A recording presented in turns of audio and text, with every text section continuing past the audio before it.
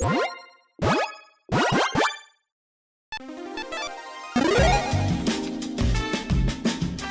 and welcome to the Commander's Quarters. I'm your host, Mitch. Glad to have you here. Here at the Commander's Quarters, we're all about Commander on a budget. Today's episode is going to be a $50 deck tech. When I say $50, I mean that is an overall deck cost. Both shipping and commanders that are $10 or less are going to be included in that cost, but basic lands will not be. On this deck tech, I'm going to take you through its strategy, the tactics, and how this deck wins. This show and episodes like this one are possible thanks to viewers like you. If you're looking for an easy way to help support this show, make sure that you like, share, and subscribe. Also, hit that bell notification icon so you don't miss any new episodes. And while you're at it, subscribe and review our podcast as well. You can also go check out our playmats and other merchandise at thecommandersquarters.com. Another easy way to support this show is with our TCGplayer affiliate links. So whether you're buying a deck or individual cards, you can use this general link right here or one in the description. And the final way that you can support this show is by supporting us directly by becoming a patron. There are many benefits to being a patron, and I truly couldn't do this without all of their support.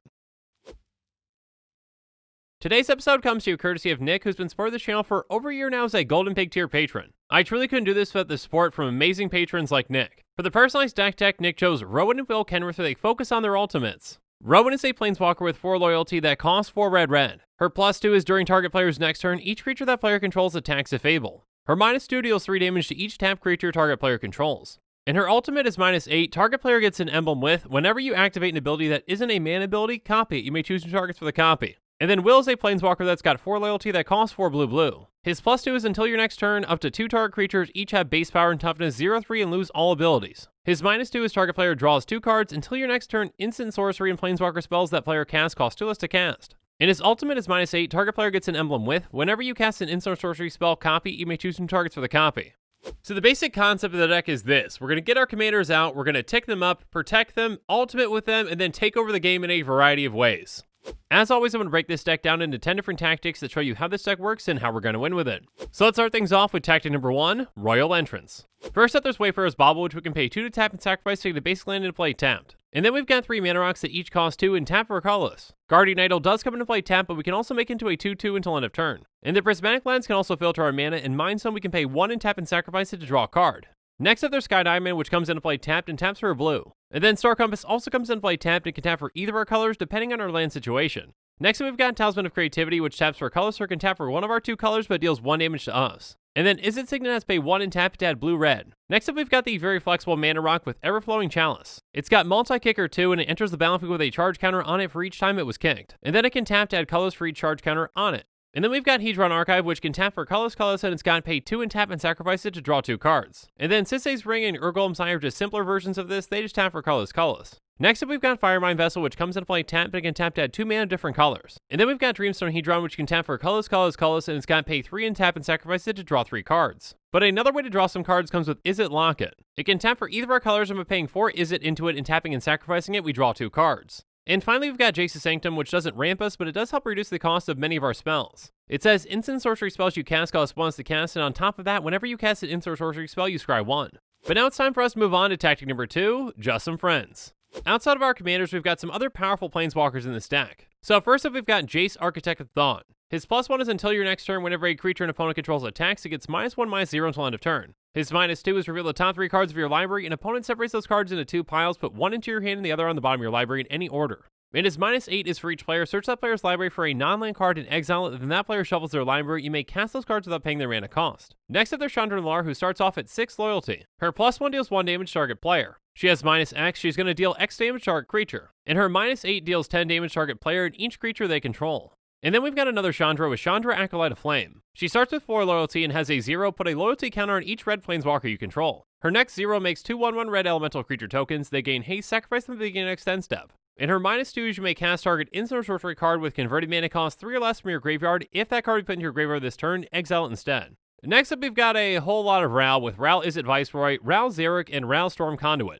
Ral Izzet Viceroy starts off with 5 loyalty, and his +1 is look at the top 2 cards of your library, put 1 of them into your hand and the other into your graveyard. His -3 deals damage to target creature equal to the total number of instant sorcery cards you own in exile and in your graveyard. And his ultimate is -8, you get an emblem with, whenever you cast an instant sorcery spell, this emblem deals 4 damage to any target and you draw 2 cards. And then Ral Xeric starts off with 4 and has +1, tap target permanent, then untap another target permanent. His -2 is Ral Xeric deals 3 damage to any target. And his -7 says flip 5 coins, take an extra turn after this one for each coin that comes up heads. And finally, Ral Storm Conduit starts off with 4 and has a static effect. He says whenever you cast or copy an instant or sorcery spell, Rattlestorm Conduit deals 1 damage to target opponent or planeswalker. His +2 is Scry 1, and his -2 is whenever you cast your next instant or sorcery spell this turn, copy that spell you may choose new targets to the copy. Now unfortunately this Rattle doesn't have an ultimate, but he can still be very effective in the stack. And we've also got some similar planeswalkers to this one, so let's move on to tactic number 3, still ultimate. First up, there's the Healy Sublime Artificer, who starts off at 5 and says whenever you cast a non-creature spell, create a 1/1 colorless servo artifact creature token.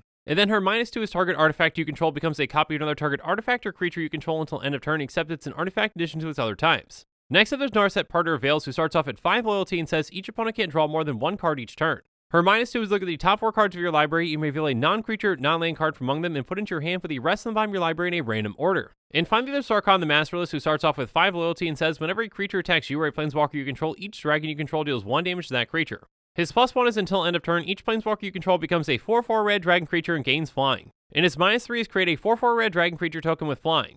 But with all these planeswalkers, we've got plenty of ways to make them even more effective, so let's move on to tactic number 4, count on it. First up, there's Contentious Plan, which says proliferate, draw a card. Steady Progress does the exact same thing, and Tezzeret's Gambit draws us 2 cards instead of 1. With all the planeswalkers that we have in this deck, proliferating is huge. The faster that we get loyalty counters on our planeswalkers, the quicker we can get them to their ultimates. So we've got some repeatable ways to proliferate with Thrumming Bird, Guildpact Informant, and Contagion Clasp. Thrumming Bird has flying, and when it deals combat damage to a player, proliferate. And Guildpact Informant does the exact same thing, but it also counts planeswalkers too. When Contagion Class comes into play, we put a -1/-1 counter on target creature, and it's got pay 4 and tap it, proliferate. Now these are all great effects for this deck, but we've got one that's even better. And that's going to be the golden pick of this deck, which is the number 1 card out of her 99. And the golden pick for this deck is Flux Channeler. She's a 2/2 human wizard that costs 2 and a blue. She has whenever you cast a non-creature spell, proliferate. We're running a ton of non-creature spells in this deck, so this can get out of control very quickly. The amount of value that this can provide us is absurd throughout the game. And the speed that this can get our planeswalkers to their ultimates is incredible. And now that we've talked about our strategy, let's talk about how to stop our opponent's strategies in tactic number 5, don't count on it. First up, there's Feel for the Cause, which is going to counter target spell and then proliferate. And then we've got Neutralize, which can counter target spell, and it's got cycling for 2. Next up, we've got Negate, which is going to counter target non-creature spell, and Unwind, which does the same thing, and then we untap up to 3 lands. But what do we do about those things that are already on the board? It's time for us to move on to tactic number 6, Bouncy Castle. First up, there's Aether Gale, which is going to bounce 6 target non-land permanents back to their owner's hands. And then Whelming Wave is going to bounce all creatures to the owner's hands except for Krakens, Leviathans, Octopuses, and Serpents. So unless we're playing against Sea Monster Tribal, this is pretty much going to bounce everything. Next up, there's Aetherize, which says return all attacking creatures to their owner's hand. This is a fantastic card to pair with Rowan's +2. And another one that pairs really well is Aether's Bounce, which says for each attacking creature, its owner puts it on the top or bottom of their library. So this is even more effective than just bouncing them back to their hand. But we're not quite done dealing with creatures just yet. So now let's move on to tactic number 7, Creature Control. First up, we've got Chain Reaction, which is going to deal X damage to each creature where X is the number of creatures on the battlefield. And the Volcanic Vision says return target instant or sorcery card from your graveyard to your hand. Volcanic Vision deals damage equal to that card's converted mana cost to each creature your opponents control, exile Volcanic Vision. So the bigger the spell in our graveyard, the more damage this is going to dish out. And then Starstorm's an instant that's going to deal X damage to each creature, and it's got cycling for 3. But on top of dealing with creatures, we've got some ways to deal with players as well. So now it's time for us to move on to tactic number 8, Not the Face. First up, there's Incite Rebellion, which says for each player, Incite Rebellion deals damage to that player and each creature that player controls equal to the number of creatures they control. We're not going to have very many creatures in play, but our opponents very well might, and this can wipe their boards and deal a ton of damage to them. Next up, there's Earthquake, which is going to deal X damage to each creature without flying and each player. And Molten Disaster does the exact same thing, but it also has Kicker, and if it's kicked, it's got Split Second. And finally, we've got some flexible damage spells with Giant Immolating Inferno and Comet Storm. Giant Immolating Inferno is a legendary sorcery that's going to deal X damage to each of up to 3 targets. And then Comet Storm's got Multi-Kicker 1, choose any target, then choose another target for each time the spell was kicked. Comet Storm deals X damage to each of them. So both of these can be great removal pieces as well as fantastic finishers. But now let's talk about some ways to get to all these great cards in tactic number 9, Think Deep. First up, there's Monastery Siege, which when it comes into play, we choose Cons or Dragons. If we choose Cons at the beginning of our draw step, we draw an additional card, then we discard a card. And if we choose Dragons, spells our opponents cast that target us or a opponent we control cost 2 more to cast. Next up, there's Frantic Search, which says draw 2 cards, then discard 2 cards, untap up to 3 lands. And then Factor Fiction is going to let us reveal the top 5 cards of our library, and opponent separates those cards into 2 piles. One of those piles goes into our hand, the other goes into our graveyard. And Epiphany of the Drowned Yard is essentially a reverse Factor Fiction for X. Another X spell comes with Read the Runes, which says draw X cards. For each card drawn this way, discard a card unless you sacrifice a permanent. We've also got some draw spells that draw a set amount of cards with Reign of Revelation, Jace's Ingenuity, and Precognitive Perception. Reign of Revelation makes us draw 3 and discard 1. Jace's Ingenuity is just straight up draw 3. And then Precognitive Perception has us draw 3, but it's got addendum. If you cast this spell during your main phase, instead scry 3, then draw 3. Next up, there's Careful Consideration, which says target player draws 4 cards and discards 3 cards. If you cast this spell during your main phase, instead that player draws 4 cards and discards 2. And finally, there's Opportunity, which is just straight up draw 4 cards. Now, the goal is to ultimate with our Planeswalkers to win, but we've got some other things that can help us win as well. So let's find out what those things are in tactic number 10, Extra Help. First up, there's Repeated Reverberation, which says, whenever you next cast an instant spell, cast a sorcery spell, or activate a loyalty ability this turn, copy that spell or ability twice. You may choose new targets for the copies. And then the Mirari Conjecture's first lore counter says, return target instant card from your graveyard to your hand. Its second lore counter is return target sorcery card from your graveyard to your hand. And its third lore counter is until end of turn, whenever you cast an instant sorcery spell, copy it, you may choose new targets for the copy. And then Swarm Intelligence just basically does that all the time. Doubling up our instants and sorceries can be extremely effective and deadly in this deck. A fantastic one to double up is Mob Rule. Mob Rule says choose one, gain control of all creatures with power 4 or greater until end of turn, untap those creatures that gain haste until end of turn.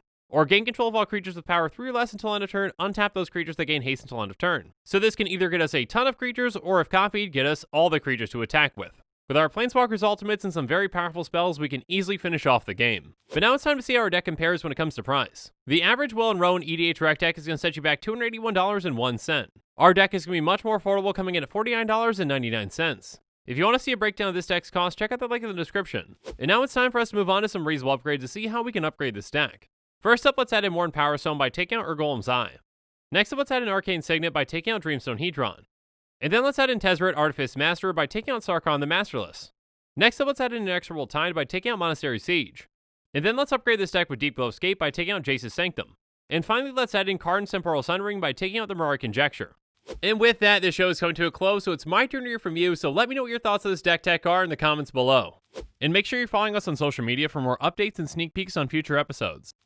Again, a huge thank you to my patrons who help make this show possible. I truly couldn't do any of this without your support. If you want to support this channel directly, consider becoming a patron. There are many benefits to being a patron, including being able to vote on future commanders for deck techs. There are even tiers where you get your own personalized deck tech dedicated to you. You can check out all the Patreon tiers and rewards at patreon.com/commandersquarters.